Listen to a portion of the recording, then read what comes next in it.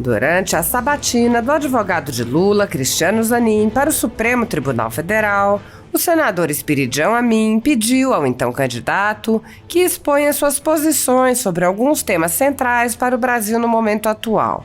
O senador iniciou comparando o sistema brasileiro com o americano, onde os currículos dos indicados são minuciosamente analisados, e lembrou os alertas em todo o mundo sobre a indicação de amigos ao poder. Amin disse que já havia sido levantada a questão da impessoalidade de uma indicação versus amizade, nepotismo, compadrio, tudo aquilo que nós conhecemos como sendo intimidades, que, como disse Jânio Quadros, geram filhos e aborrecimentos, e por isso têm que ser conjuradas institucionalmente. O senador Espiridião Amin lembrou que o advogado de Lula sempre se declarou garantista ao defender seus clientes e questionou como o garantismo veria o chamado inquérito do fim do mundo do STF. Amin lembrou que o advogado não estava respondendo a questões sobre casos concretos e disse: "É concreta demais para ser ignorada. Como é que o garantismo enxerga o inquérito 4781? O garantismo, ideologicamente, filosoficamente, considera isso um atentado contra o Estado Democrático de Direito. Um inquérito que já foi apelidado de AI-5 e que desde 19 de março de 2019, 4 anos e 3 meses, está aberto há muito mais tempo do que os 80 dias, 81 dias, de que falou aqui o Magno Malta.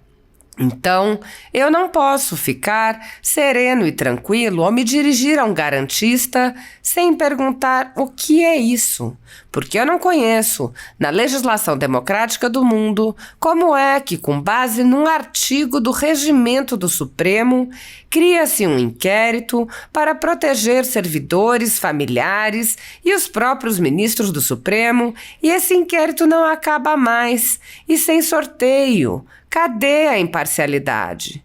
Nem em Bangalore, nem na ONU, nem na Constituição, nem no Código de Ética da Magistratura Nacional existe o artigo que concede essa vitaliciedade de 4 anos e 3 meses contra qualquer apenado futuro, porque depois de apenado vai recorrer a quem? Então, eu não posso deixar. O senhor fale como quiser, mas é um fato presente demais para ser ignorado num momento desses. O senador questionou, a propósito, qualquer complacência com controle de imprensa, como é que fica o garantismo diante disso? Espiridião Amin concluiu questionando sobre a possibilidade de um advogado que atuou nas causas do tribunal ser imparcial. Ele lembrou, o advogado é sempre parte. Sobre esse tema, o advogado de Lula disse que não responderia porque pode vir a julgar o caso. Ele disse: "Eu peço a compreensão de Vossa Excelência, senador Amin, para que, se aprovado for, inclusive eu possa também participar dos julgamentos relacionados a esse inquérito, porque certamente em algum momento a questão será levada ao colegiado, afinal o Supremo Tribunal Federal é um órgão colegiado composto de 11 ministros. Em réplica, o senador Amin afirmou: "Quero lhe dizer que compreendo a sua dificuldade de falar sobre um assunto concreto, que é o 4781, mas eu tive até a ousadia de lhe dizer pessoalmente que esse assunto me atormenta, como democrata, que eu acredito que sou. Este assunto é um grande outdoor de descompromisso com o Estado Democrático de Direito, que, como disse o ministro Rezec, o único brasileiro que foi aprovado 2 vezes para o Supremo, não foi uma boa ideia e não vai terminar com bons resultados. Não é para desafiá-lo, mas é apenas para expressar realmente meu estado de espírito a respeito desse assunto." Apesar de alguns senadores agirem no limite de seus poderes para frear os atos autoritários de ministros de cortes superiores, a Casa Legislativa como um todo permanece cega, surda e muda, indiferente aos ataques à democracia, graças ao seu presidente Rodrigo Pacheco, que engaveta todos os pedidos de impeachment de ministros de cortes superiores que chegam às suas mãos. Os senadores há muito tempo têm conhecimento dos inquéritos secretos conduzidos pelo ministro Alexandre de Moraes, utilizando delegados da Polícia Federal escolhidos a dedo para promover uma imensa operação de phishing expedition contra seus adversários políticos. O desrespeito ao devido processo legal e a violação ao sistema acusatório são marcas dos inquéritos políticos conduzidos pelo ministro e já foram denunciados pela ex-procuradora-geral da República, Raquel Dodge, que promoveu o arquivamento do inquérito das fake news, e também por inúmeros juristas, inclusive em livros como Inquérito do Fim do Mundo, Sereis como Deuses e, no mais recente, Suprema Desordem, Juristocracia e Estado de Exceção no Brasil. O ministro Alexandre de Moraes já foi chamado de xerife pelo então colega Marco Aurélio Mello pelos excessos cometidos em seus inquéritos. Até na imprensa internacional as denúncias vêm se avolumando. O ministro Cássio Nunes Marques consignou em voto as violações de direitos humanos nas prisões em massa ordenadas por Moraes. Apesar das constantes denúncias, o Senado brasileiro segue inerte. Os senadores sabem sobre os jornais que foram estourados e tiveram todos os seus equipamentos apreendidos e sabem sobre os jornalistas perseguidos, presos e exilados. Os senadores não apenas foram informados sobre a invasão de residências de cidadãos e apreensão de bens, mas também viram, sem qualquer reação, operações contra seus próprios membros, como o senador Harold de Oliveira e o senador Marcos Duval. Os senadores sabem que muitos meios de comunicação vêm sendo censurados há muito tempo. Os senadores souberam sobre a prisão do deputado Daniel Silveira em pleno exercício do mandato por palavras em um vídeo. Os senadores sabem que o ex-deputado voltou a ser preso por supostas violações a medidas cautelares que foram impostas em um processo que tinha sido extinto pela graça presidencial. Os senadores sabem que a graça presidencial foi cancelada. Os senadores foram informados sobre a perseguição a jornalistas que são censurados, impedidos de exercerem sua profissão e têm bens e redes sociais bloqueados. Os senadores sabem que ativistas passaram 1 ano em prisão domiciliar sem sequer denúncia, obrigados a permanecer em Brasília mesmo morando em outros estados. Os senadores sabem sobre a prisão de Roberto Jefferson, presidente de um partido, e sua destituição do cargo a mando de Moraes. Os senadores sabem da censura a parlamentares. Os senadores sabem que jornais, sites e canais conservadores têm sua renda confiscada há quase 2 anos. Os senadores sabem sobre as prisões em massa, sem individualização de condutas, sob acusações descabidas. Os senadores sabem sobre as multas estratosféricas e confiscos de propriedade. Os senadores sabem que crianças ficam presas com seus pais, sem meios de sustento, em cautelares sem prazo para acabar. Os senadores conhecem muitos outros fatos. Mesmo assim, todos os pedidos de impeachment, projetos de lei, requerimentos de CPI, seguem enchendo as gavetas do senhor Rodrigo Pacheco. Há mais de 4 anos, o ministro Alexandre de Moraes conduz, em segredo de justiça, inquéritos políticos direcionados a seus adversários políticos. Em uma espécie de parceria com a velha imprensa e com a extrema esquerda, matérias, reportagens e relatórios são admitidos como prova sem questionamento, substituindo a ação do Ministério Público e substituindo os próprios fatos, e servem como base para medidas abusivas que incluem prisões políticas, buscas e apreensões, bloqueio de contas, censura de veículos de imprensa, censura de cidadãos e parlamentares, bloqueio de redes sociais, entre muitas outras medidas cautelares inventadas pelo ministro, sem qualquer chance de defesa ou acesso ao devido processo legal. O mesmo procedimento de aceitar depoimentos de testemunhas suspeitas e interessadas e tomar suas palavras como verdadeiras se repete em diversos inquéritos nas cortes superiores. A Folha Política já teve sua sede invadida e todos os seus equipamentos apreendidos a mando do ministro Alexandre de Moraes.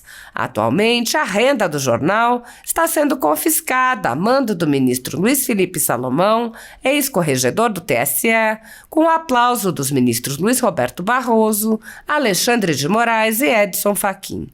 Todos os rendimentos de mais de 23 meses de trabalho de jornais, sites e canais conservadores são retidos sem base legal.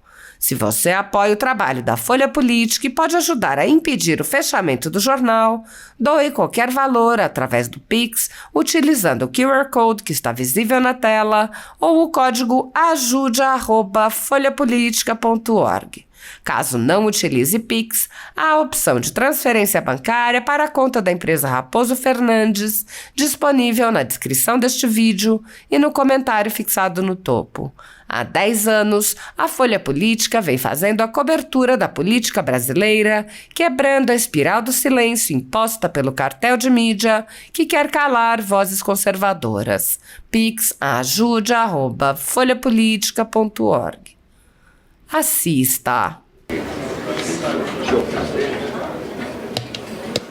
Senhor presidente, senhor vice-presidente, Davi Alcolumbre e tal do Rego, saudar o senhor Cristiano Zanin,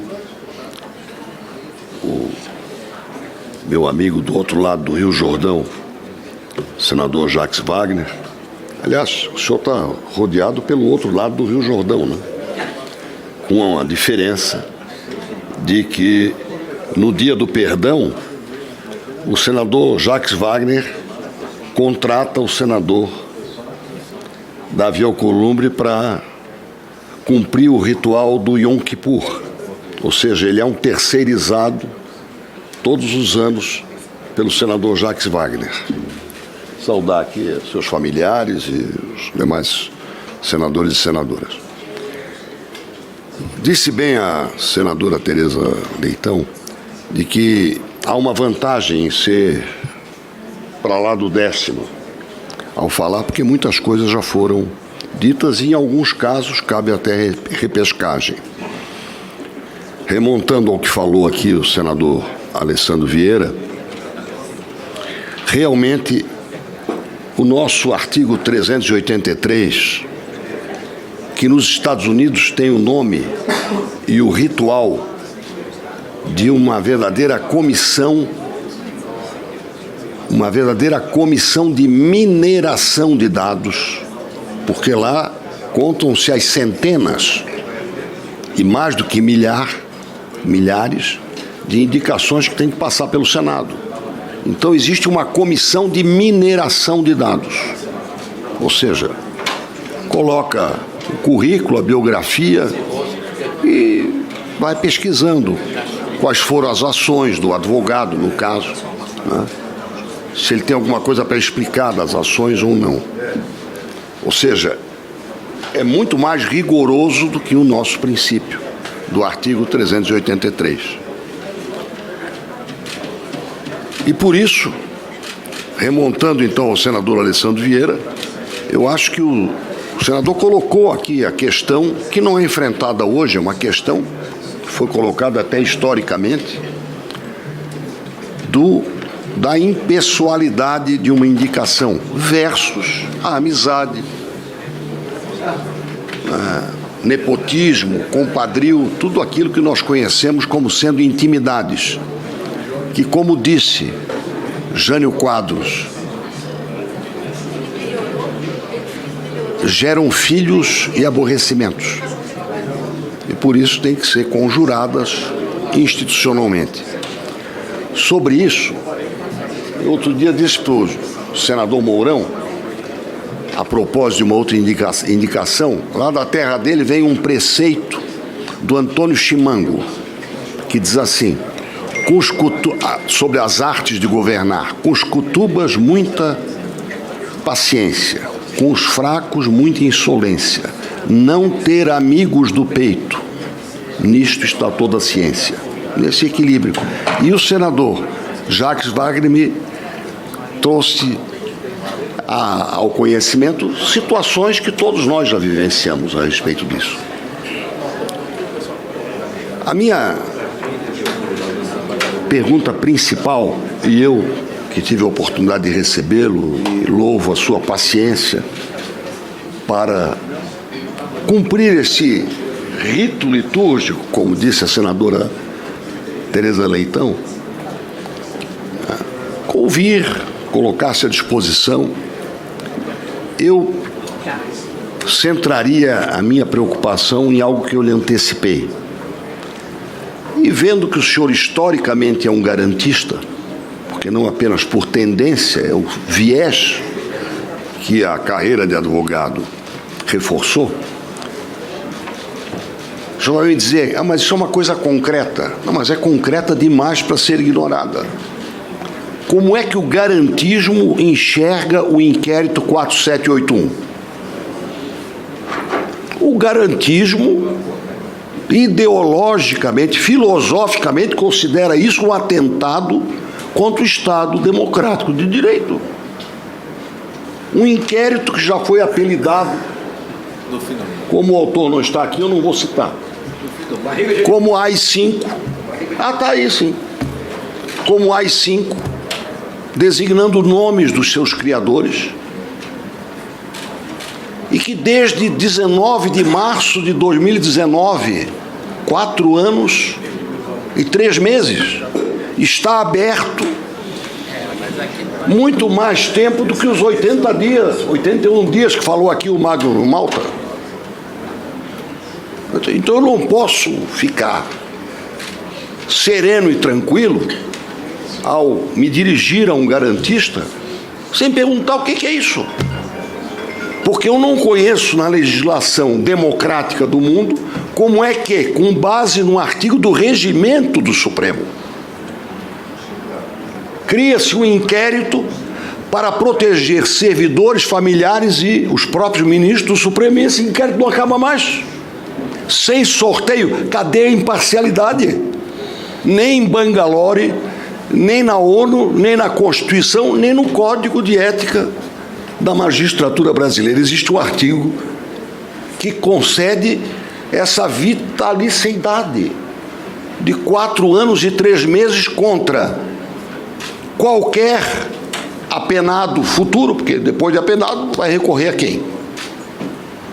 Então eu não posso deixar, o senhor fale como quiser, mas é um fato presente demais para ser ignorado num momento desse. Eu não conseguiria dormir essa noite sem receber a visita do meu avô, Pellegrino Marini, porque ele viria me atormentar sobre esse assunto.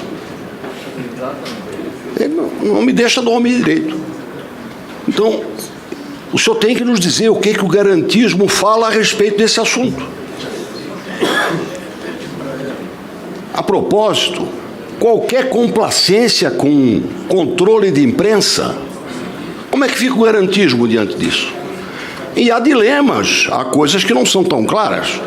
Como é que fica diante do fake news, dos males que ele produz, do bullying? Eu que fui relator do bullying nas escolas e participo desse sofrimento, como Cambé viveu, Santa Catarina viveu também. Não tenho resposta para esse assunto, no caso específico da agressão numa escola. Eu vivenciei isso como governador e vivencio isso hoje como professor e cidadão. E, finalmente, o nosso Magno Malta, eu digo para ele, posso dizer agora, que é um apelo ambulante ao tal do auxílio paletó. Ele é uma reivindicação ambulante do auxílio paletó. Eu acabei com o auxílio paletó no meu estado. Mas lá não entra na Assembleia. Mas ele usou a expressão descondenado.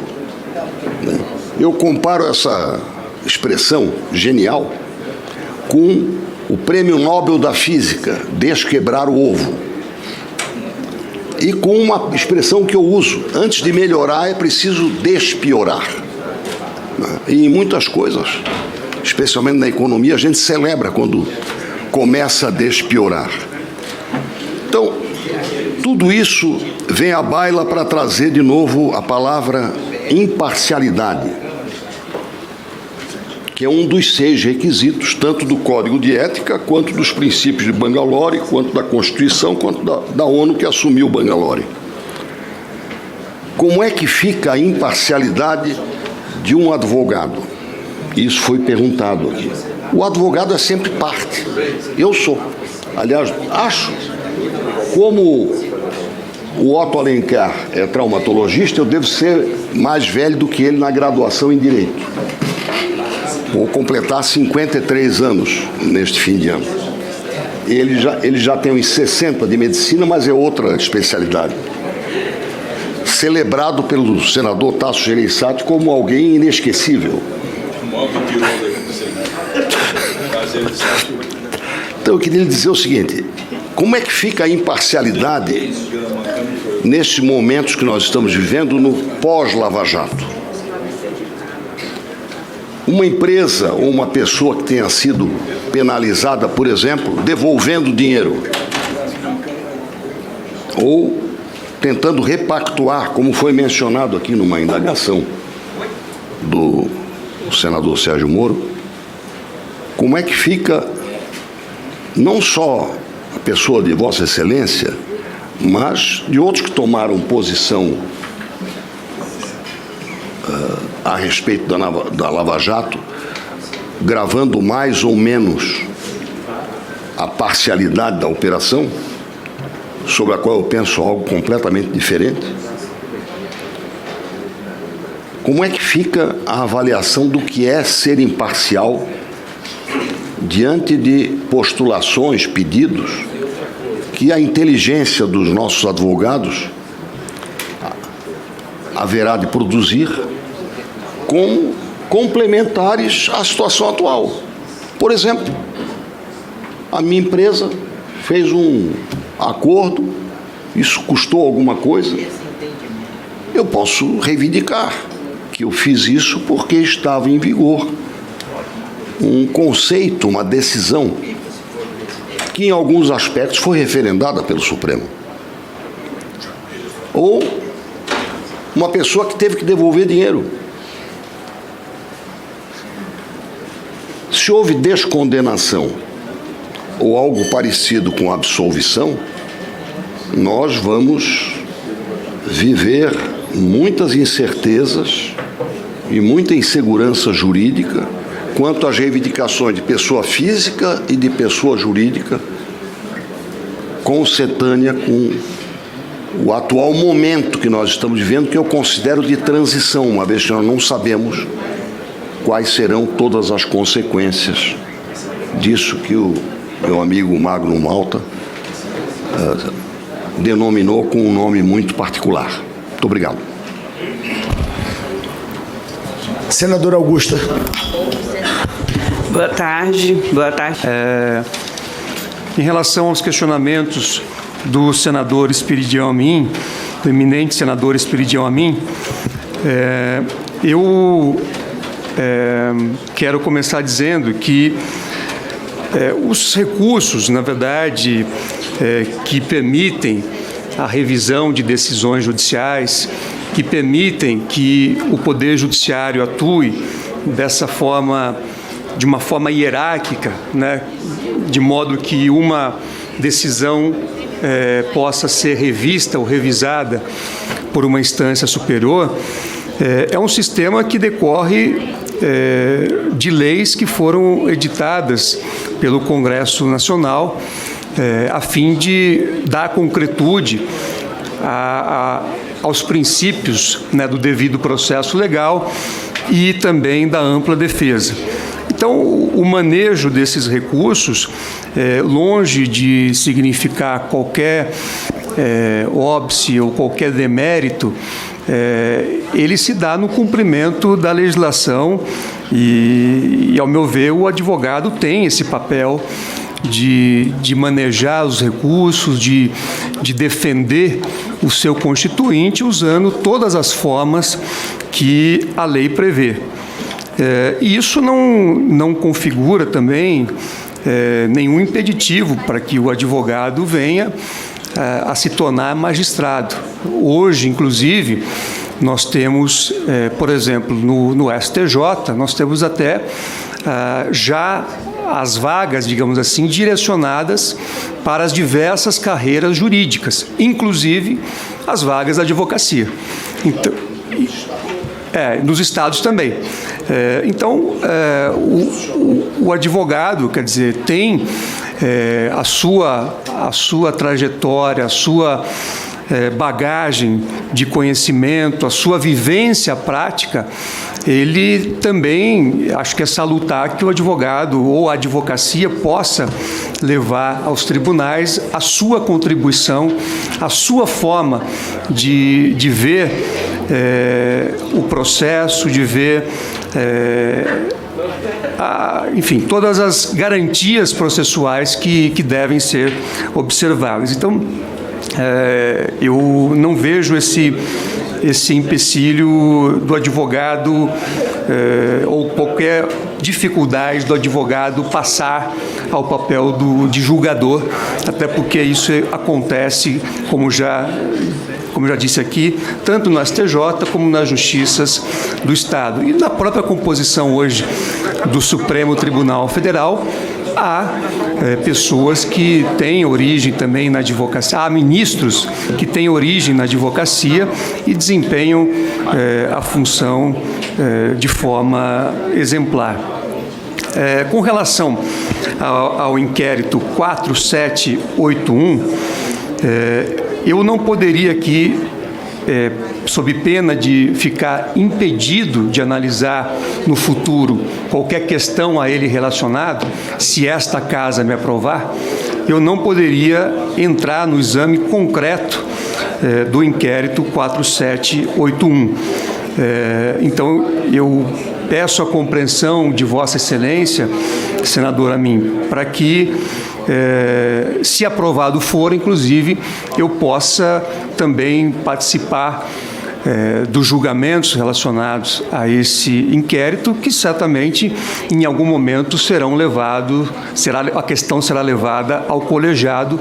Afinal, o Supremo Tribunal Federal é um órgão colegiado composto de 11 ministros.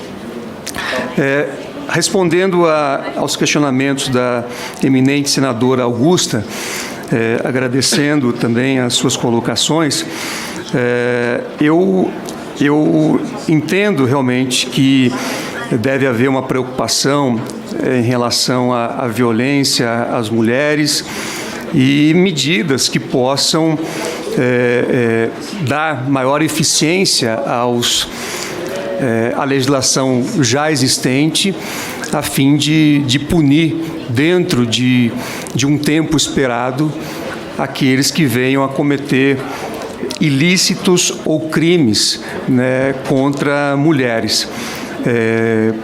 Talvez o próprio Congresso também tenha um papel relevante ao poder debater e, eventualmente, estabelecer até prioridade em determinados julgamentos. Hoje já temos modalidades de processos que têm prioridade de julgamento, como é o caso do habeas corpus. Talvez possa se cogitar também em alguma medida legislativa complementar, de forma a tornar determinados processos também prioritários no julgamento, nos juízos e tribunais do país. Presidente, uma pequena réplica. Vossa Senhoria já concluiu? Réplica ao senador Espiridião Amin. Muito rápido. Primeiro, eu gostaria de esclarecer, doutor Zanin, que não fui eu quem levantou essa questão de como o advogado julga. Isso foi levantado bem no começo das admissões. Eu até estou experimentado nisso, porque como governador, inclusive assumi um compromisso com a OAB, não sei se tem alguém da OAB aí, afinal eu também sou da OAB, de, em qualquer circunstância, nomear o mais votado pela OAB. Ou seja, sou um daqueles que já em 82 assumi esse compromisso, há 40 anos. Então, não é esse o fato que eu estou levantando. Estou dizendo em função de ações concretas. Decorrentes do status atual da Lava Jato, que, como disse o meu amigo Magno Malta, descondenou, ou que nome se dê.